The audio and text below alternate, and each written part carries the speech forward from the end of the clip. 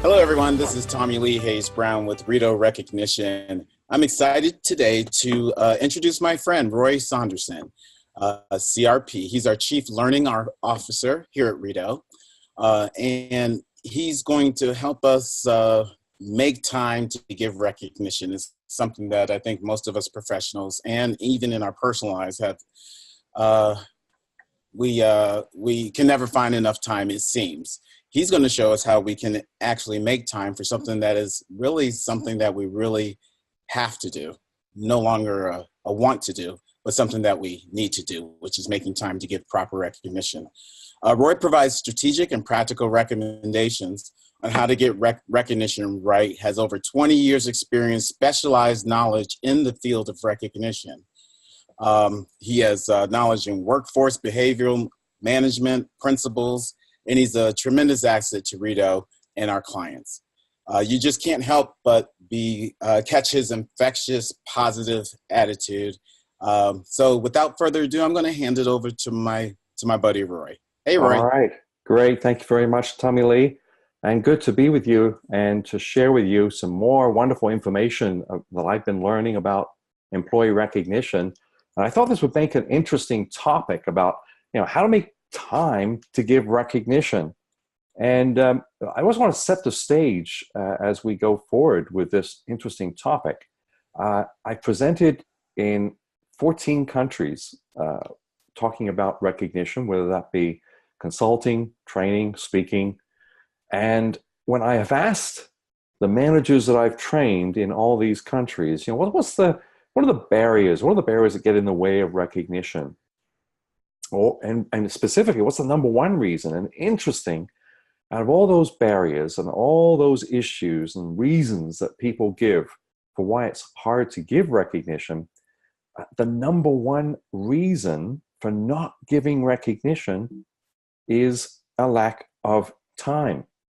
And it's kind of fascinating to see this happening, that time is the reason people give for not giving recognition. And I'd like to challenge that a little bit. And when I'm in my workshop sessions, often I'm asking people, how long do you think it takes to give recognition? And we get their smartphones out or their watches and they're looking. And so, let's time, for example, just saying thank you. How long do you think it takes to say thank you? Well, the reality is probably takes about 1.2 seconds. Not very long. Now, I'm not saying that all you have to do to give effective recognition is say thank you, but it's a beginning, and that's not very long. Those of you who have heard me talk about my two-part specificity rule know that I recommend that when you're giving recognition, that you phrase your wording and the phrases that you use by starting off with some action statement. You're acknowledging the positive action behaviors that the individual did. And the second part of giving specific recognition is being able to tell people the impact that their actions made on someone else, on the company, client, customer, peer. And so if you combine those kind of action and impact statements together, you have a statement like this. This is a healthcare situation that we're looking at here. And so what I'm saying and suggesting to people here is that I really appreciate all your dedicated work on the medication reduction project. Family members for these seniors are already reporting improved communication and participation in activities. Thank you. Thank you so much. How long do you think that would take? Well, here's the reality. It takes just, 14 seconds to do this. So right now we've said thank you. We've given a pretty detailed statement of recognition, expression of recognition. That only took 14 seconds. Combine these together and we've got 15 seconds. Let's look at maybe a retail banking situation, just to give a completely different context. So we're addressing the person by name, which is always good to be able to do. So Chris, I just want to personally thank you for the positive way you interacted with Mr. Jones at the counter this morning, the way you communicated with her, respected her needs, and set a real positive example for your peers to follow. So notice we've given both the kind of action statement in the sense that we've acknowledged the behavior, the positive behavior that Chris did with Mrs. Jones, and then we've actually indicated the impact that that's made. Acknowledged the customer, and it was a positive example for Chris's peers. How long? Believe it or not, it's another 14 seconds. So we have just spent under 30 seconds. We've acknowledged 3 people. That didn't take much time. So what is it that makes time this barrier for giving recognition? Why do we make this such a big deal? Well, I've looked at this, and I think what we need to ask ourselves, what are we saying when we tell people we don't have time? Now, in the workshop sessions, these individuals are not telling potential recipients of recognition they don't have time. They're just telling me as to why they feel they don't give recognition. I don't think anyone goes around saying, I don't have any time to give you any recognition, so don't expect anything. They don't do that. But it's the internal excuse that we carry around with us that we think we don't have time to give recognition. So what are we really saying? Well, in many ways, we're saying there's no respect for that individual if we aren't making the time and effort to give them recognition. I think we're also saying that there's no regard for the work that they're doing, that there's no value in what they are doing. But if we put those 3 things in place, that we do respect the individual, that we have a high regard for what they're doing, and if we put a value on the outcomes, the contributions that they're making, then time no longer becomes an excuse, but rather a currency to be worthily spent. So now it's a wonderful opportunity because we know it doesn't take much time. We've proven it's seconds. It's under a minute, guaranteed to give effective recognition. So we just need to change our attitudes. These are the kind of myths we carry around with us for why we don't give recognition. And I think time is the excuse that we give because we don't know how to give recognition well. We may be not confident on doing it. We haven't witnessed examples. We might not have even received recognition ourselves. So we don't know what it's like. And but here's the reality. It does not take much time. But if we value people, if we value their contributions, then it's not an issue of time. It's just learning how to give recognition the right way. But I'm going to give you 6 ways to overcome the lack of time myth, because I do believe it is a myth that we foster in not being able to give recognition to people. So let's take a look. I think it's important that we need to plan recognition into your day. It's important to recognize people, so we need to plan it in. Now, I'm not saying that you can't be spontaneous with those very wonderful examples that happen. You see somebody do something and you're going to recognize them right away. You're going to thank people when they open the door for you, when they give something to you for your work that's important. But there's also an aspect, especially with so many people being remote from one another, not being in close proximity with one another, that we probably do need to plan recognition into our day. So what can you do? And well, I think there's a reality that if you don't plan recognition in, it might not happen. And that's a scary part. So maybe set up some reminders for yourself that will cue you for giving recognition if you haven't already done so.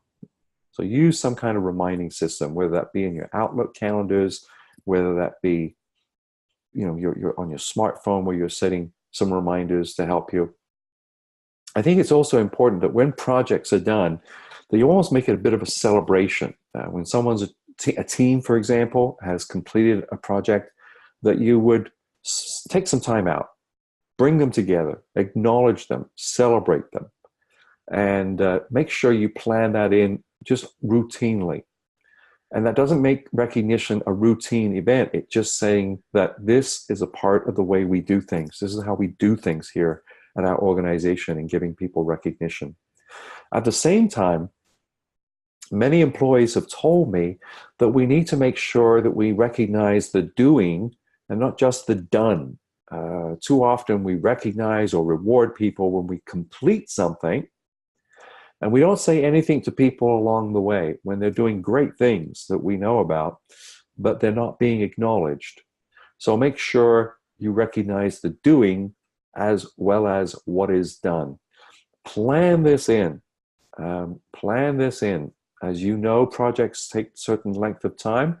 Make sure you're checking in, walking around, connecting with people, and finding out where they're at and acknowledging them and thanking them to reinforce the positive things they are doing. The second thing that we can do is start each day with gratitude.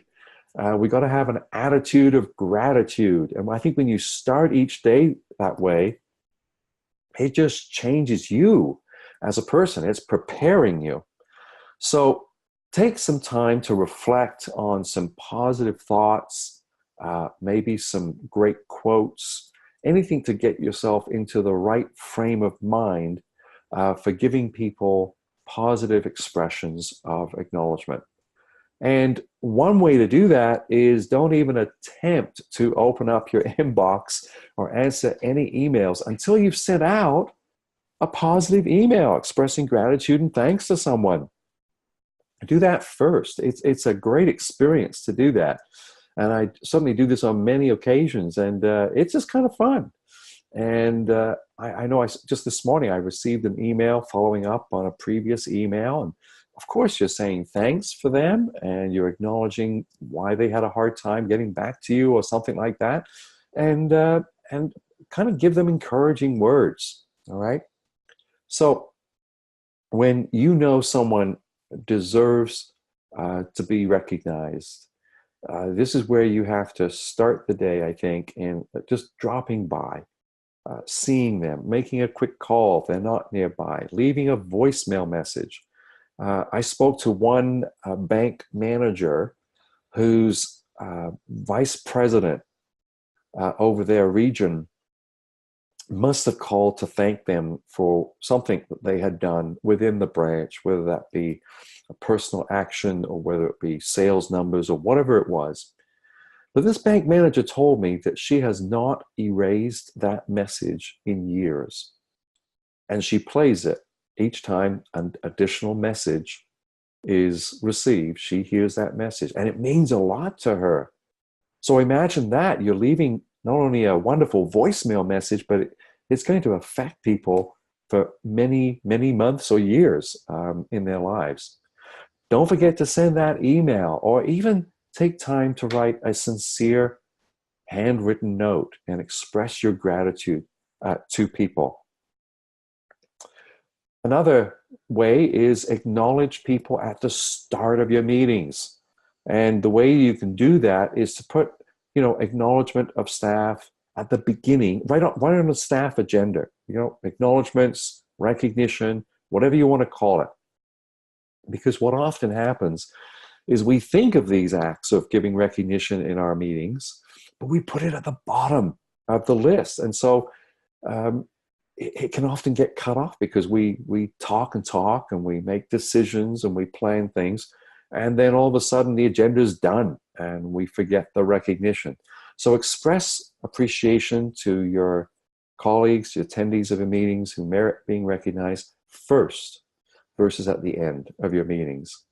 Now, at the same time, I want to make sure that you find out what the personal preferences of each individual are on your staff, because on average, 25% of your employees are not necessarily going to like public recognition, even if it is a small group. So find out first what their preferences are for public praise and recognition before you actually do acknowledge someone in particular. But don't neglect recognizing them.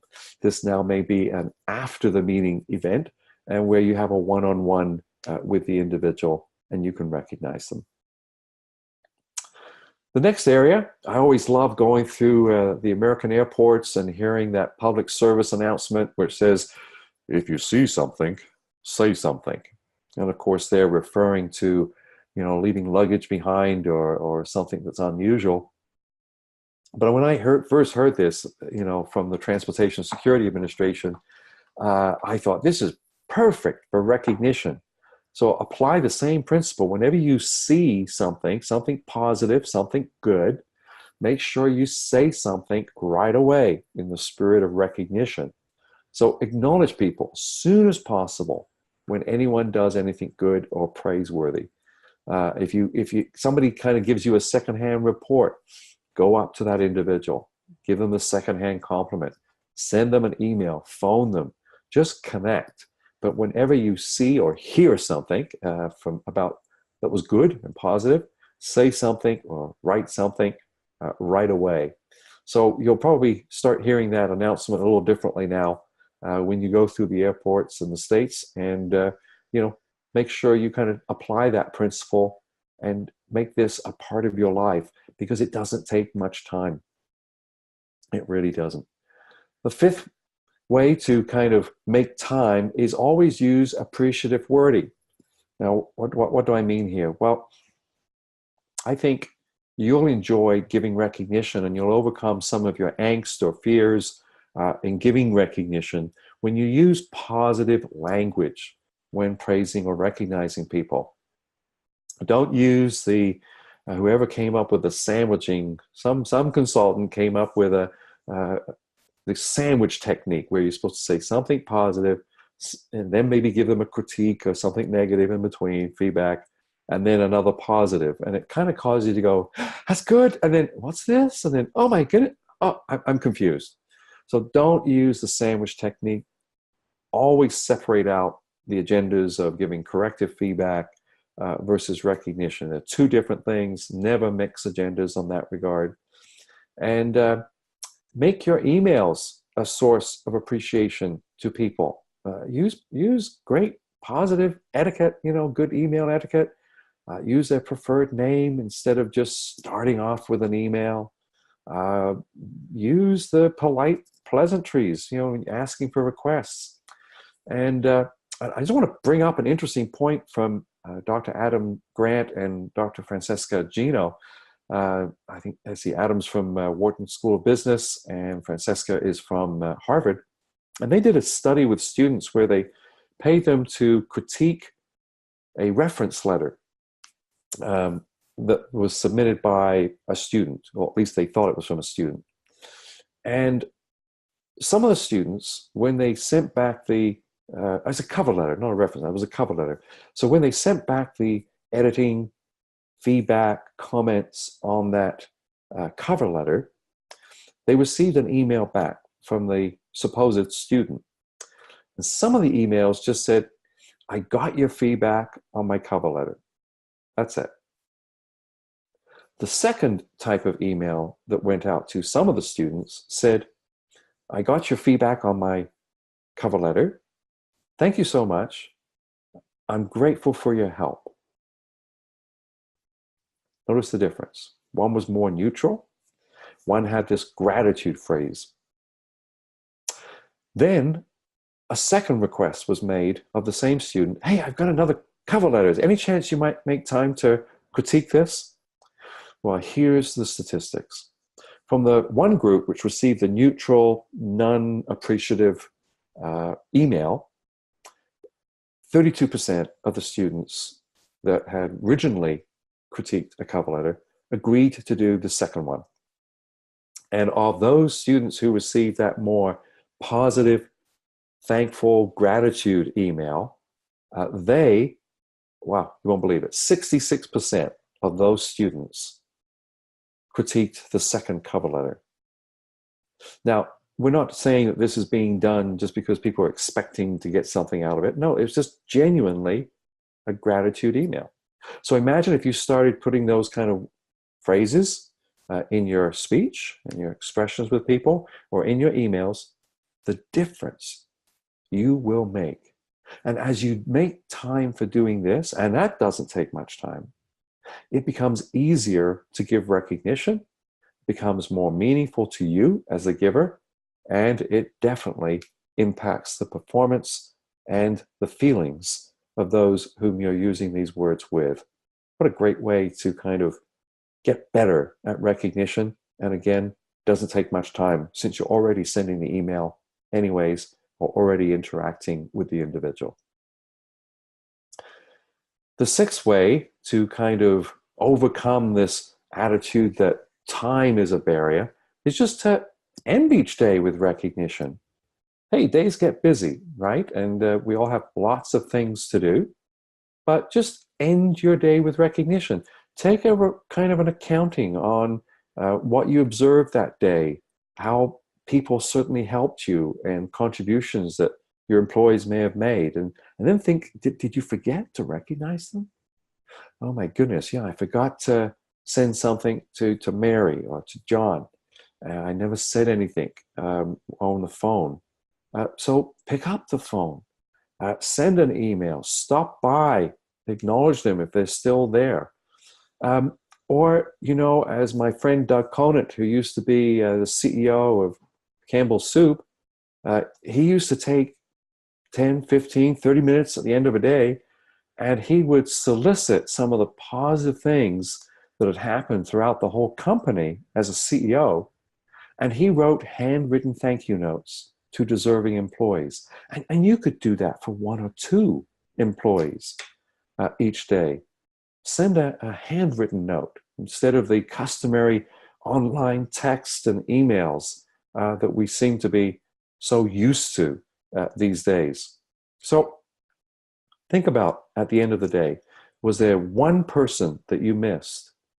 And what can you do to still send an acknowledgement, a thank you, or recognize them for the things that they have done? It doesn't take much time at all. So those are the 6 areas that I thought I would share with you in this whole concept of practicing recognition. And those of you who know, we've just put out a new book. I've just written a new book called Practicing Recognition. And if you'd like a digital copy of this, an ebook version of this book, just send me an email at roysaunderson@Rideau and just put book invitation in the subject heading. And we'll send you a link that can open up this book in the various formats that you might have on your ebook readers. And if you're not already a subscriber to our Authentic Recognition blog, you'll also receive access to our weekly notifications with helpful tips and advice for getting recognition right. And of course, you can always unsubscribe at any time. And if you need to get hold of me, you can contact me at Rideau, and I can certainly help you get real recognition right, the right way, wherever you work. And these are the various ways in which you can reach me: by phone, email, on Twitter, and of course, visit us at rideau.com, and also at my blog at authenticrecognition.com. It's been great to have you with us. I really appreciate you joining with us and being able to learn more. We hope that you'll be able to apply these principles in your daily practices of giving effective and meaningful recognition. And we hope that you will join us on our future Rideau webinars. Thank you for joining us today.